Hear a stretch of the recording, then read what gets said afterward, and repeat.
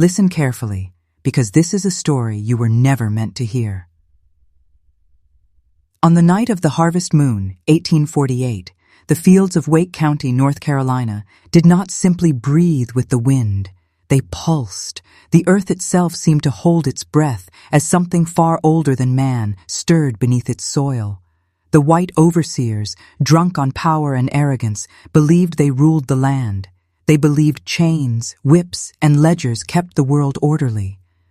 But on that night, under a swollen moon that gleamed like an eye that never blinked, their arithmetic was undone by a single man. His name was Benjamin. His silence was more dangerous than any shout, his patience sharper than any blade. For years he bent under lash and order, his muscles shaped by toil, his back a map of pain carved into flesh. They thought him broken. They thought him theirs. But they never understood what silence hides. They never asked what the land itself remembers. Benjamin was no ordinary slave. He carried something that did not belong to his master. Something carried from Africa across saltwater graves, an inheritance whispered rather than taught. He bent his back to the earth, but the earth bent closer to him in return. The dogs refused to linger near him at dusk. The children said the air thickened when he passed, like the world itself paused to listen. And in his hands, tools meant for labor, sickles, scythes, blades of harvest, did not look like instruments of submission. They looked like extensions of his will.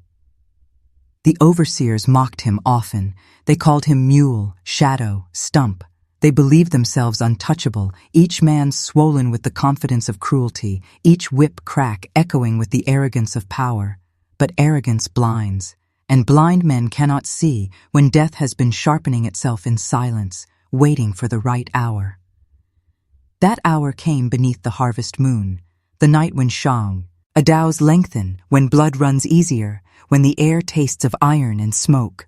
On that night, 5 overseers who believed themselves untouchable learned that even stone can bleed, even power can break, and even silence can roar louder than thunder.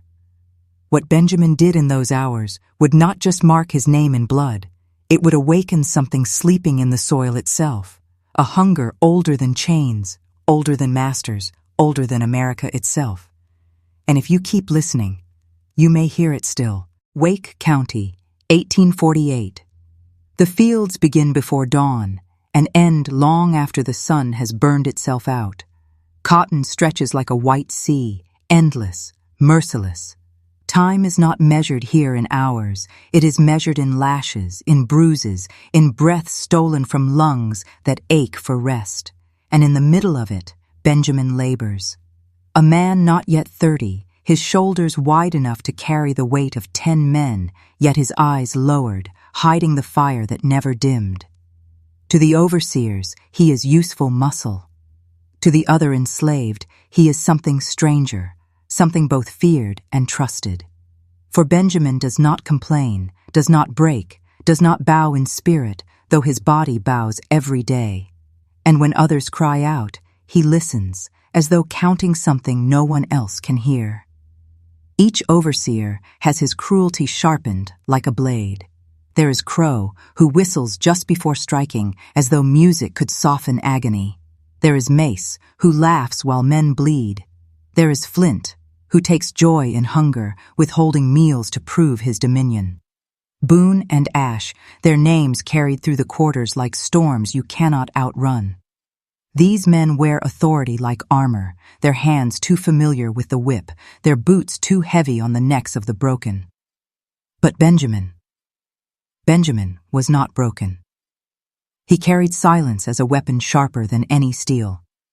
In the quarters at night, while children whimpered and mothers hushed their cries, he would sit apart, staring into the dark, whispering words no one understood.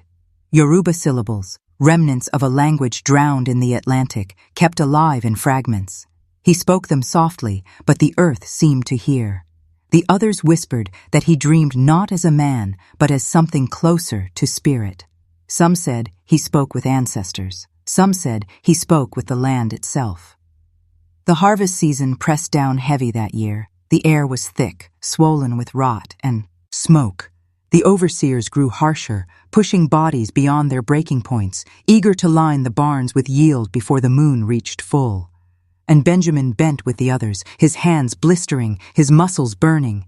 But in his silence, he was measuring, counting, not in hours, not in rows, but in lives. He was watching, learning the rhythm of cruelty, memorizing the distance between footsteps, the weight of their arrogance. The overseers believed the fields belonged to them, but Benjamin was learning how the fields could be turned against them. The nights in Wake County carried a weight the sun could not burn away. When the work was finished and bodies collapsed into exhausted heaps, the air itself seemed restless, as though the land was whispering secrets no one dared to repeat aloud. That year, the harvest moon rose swollen and strange, brighter than memory, a lantern hung above the world by something that wanted to be seen. To most, it was just a sign that the cotton yield would be heavy, that winter would be fed. To Benjamin, it was different. He felt it before he saw it. The pull of the moon pressed into his skin like a hand, steady, insistent. At night, he would slip to the edge of the fields, where the trees hunched close together, and stand in silence.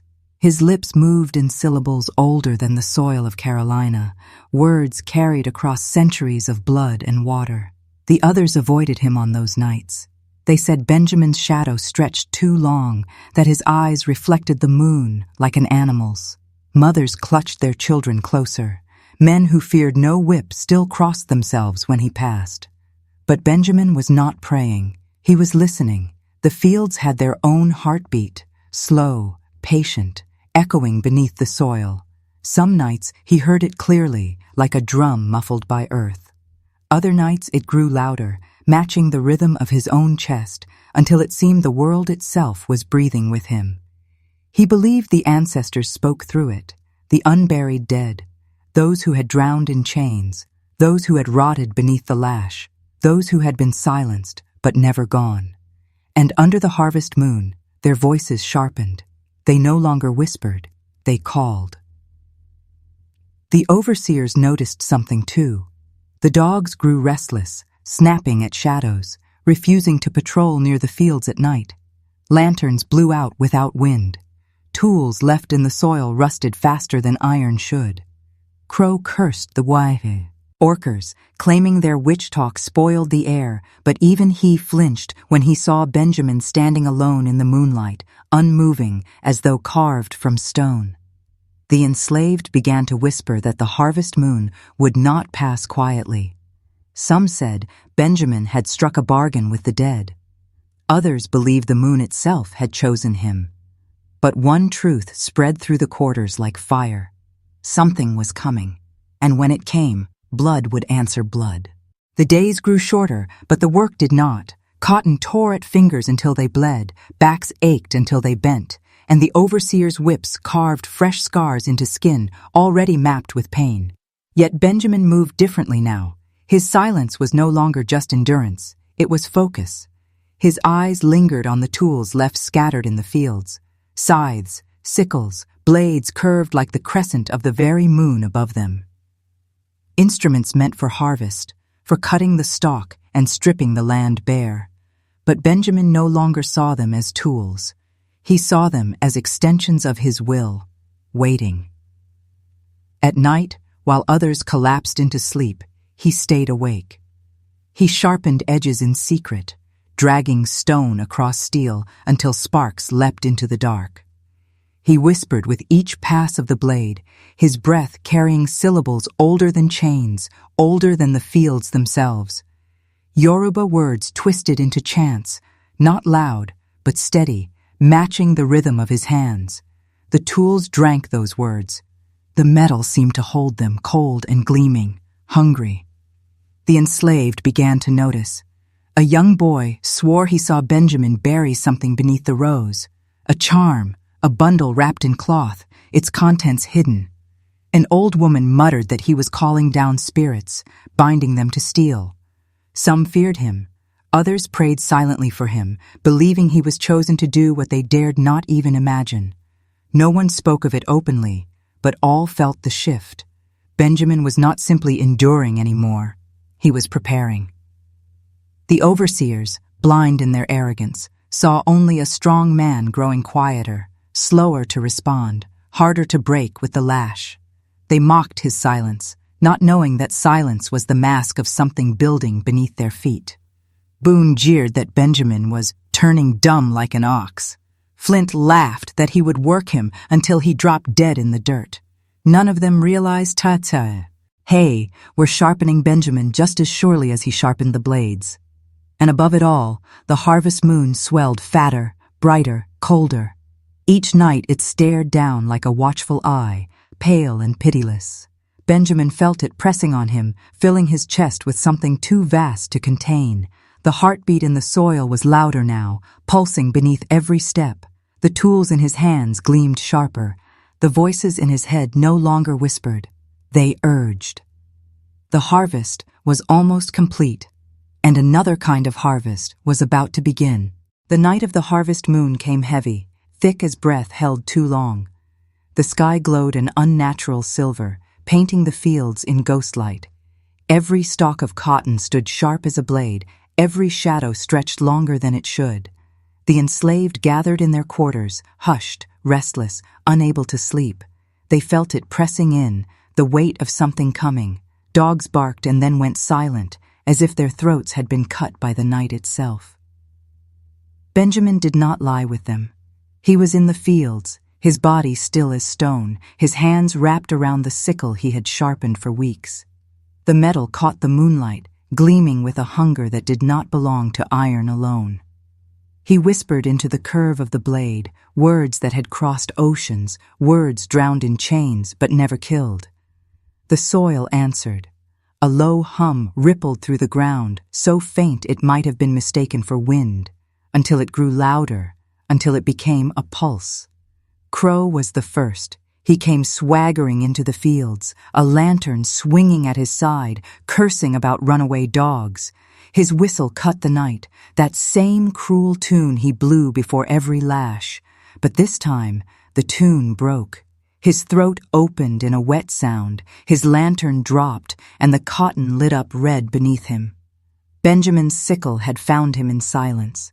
The whistle died with him. The quarters heard nothing at first, only the wind, only the cotton shifting. But then came the scream of mace, high and tearing, before it choked off into silence. Flint tried to run. Boone raised his whip as if leather could turn aside steel. Ash fired his pistol, the shot cracking like thunder, but the bullet vanished into the night. One by one, they fell, their blood soaking into the soil that had drunk so much sweat, so many tears. This night, it drank vengeance. Benjamin did not roar, did not shout. He moved with a terrible calm. Each strike me, Ashered, each breath steady. His silence was louder than any scream, and above him the harvest moon blazed brighter, as though feeding him its light, as though it had been waiting centuries for this blood to be spilled beneath it. When it was done, the fields were still again. But the earth did not rest. It pulsed harder, hungrier. The massacre had not ended something. It had awakened it. Dawn never felt so strange. When the first light broke across Wake County, the fields should have looked the same, rows of cotton bending in the wind, barns sagging with their weight. But nothing looked the same. Blood clung dark on the stalks, seeping into the soil like ink spilled on a page. The overseers were gone. Their bodies lay scattered, broken, emptied into the earth. The land itself seemed to breathe heavier, as though it had feasted. The enslaved crept from their quarters, some barefoot, some clutching scraps of wood or iron for protection, though against what, they could not say. They followed the stains through the fields and found them, Crow, Mace, Flint, Boone, Ash, each marked differently. One throat severed clean, another chest opened as though by claws, though no beast had passed that night. A face frozen mid-scream, the eyes wide, the mouth locked as if the terror had not left when life did. The sight turned some to trembling prayers, others whispered Benjamin's name, half in awe, half in dread. Benjamin himself stood apart. He did not run. He did not hide. He stood by the well, his sickle still dark, his face unreadable. Children clung to their mothers, pointing at him as though he were something no longer human. The elders said nothing, only bowed their heads, for they had seen enough in their long years to know when man had crossed into the realm of spirit. But the silence did not hold. The world beyond those fields would not ignore the absence of 5 white overseers. By noon, riders thundered down the dirt road, pistols drawn, voices sharp with rage. Slave patrols, neighbors, armed men sworn to crush rebellion before it spread. They stormed the land, demanding answers, eyes flashing toward the enslaved who trembled before them. But Benjamin did not tremble. He did not speak. His silence was a wall they could not breach. The patrol found the body. They cursed, spat, swore to make an example. But when they bent to drag the corpses, the earth resisted. The soil was thick, clinging, as though it would not release what it had swallowed. One man swore he felt the ground pulse beneath his boots. Another dropped his grip and fled, white as bone. For the first time, the slave patrol did not carry themselves like hunters. They looked like prey. The sun climbed high, but the shadow of the harvest moon still lingered. Benjamin had spilled blood, yes, but in doing so, he had opened something that could not be closed. The patrols tightened their grip over the following days. Lanterns burned through the nights, torches casting restless shadows across the quarters. Whips cracked not for discipline, but for fear, lashing the air as though striking it could drive away the unease that hung everywhere. But unease cannot be whipped. It clung to every wall, every stalk, every breath. The enslaved lived in terror of what might come, not just from the white men, but from Benjamin himself. Mothers pulled their children away when he passed. Men avoided his eyes, lowering their gaze as though staring into the sun too long. He walked among them, silent, but his silence was no longer mistaken for endurance. It was seen for what it had become, a warning. The sickle never left his side. The earth seemed to hum beneath his steps. Whispers filled the night. Some swore Benjamin was no longer of flesh, that when the harvest moon rose, his shadow had moved separate from his body, that the ground where he stood still bled, refusing to heal. Others whispered darker things, that he had called the ancestors not just to guide him, but to stay with him, to feed through him, that he was no longer man, but vessel. The patrols tried to confront him once. 5 men with rifles cornered him in the fields.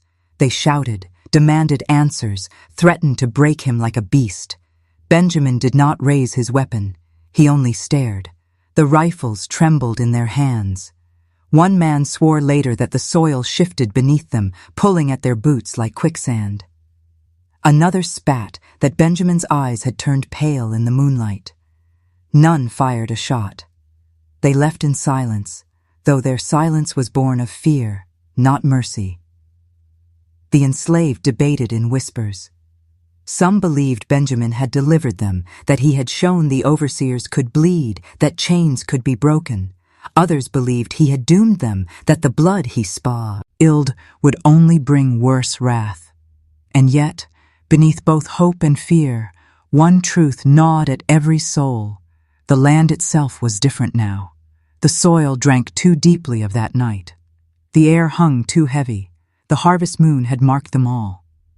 Benjamin spoke no words, but his silence roared in every corner of the plantation. A storm was gathering, and this time it would not end with overseers alone. Plantation swept through the fields and searched the quarters.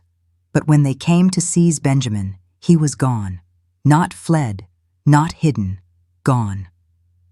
Some swore they saw him walking into the fields under the full light of the moon, the sickle gleaming at his side. Others said he sank into the earth itself, claimed by the soil he had awakened.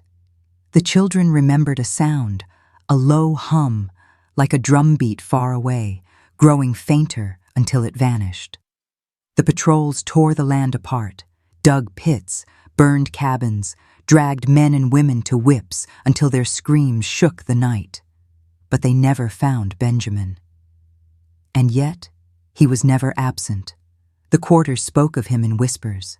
They said when the moon grew fat and pale, footsteps could be heard in the rows, steady, measured, never hurried.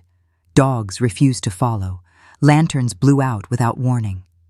Overseers brought to replace the dead rarely lasted long.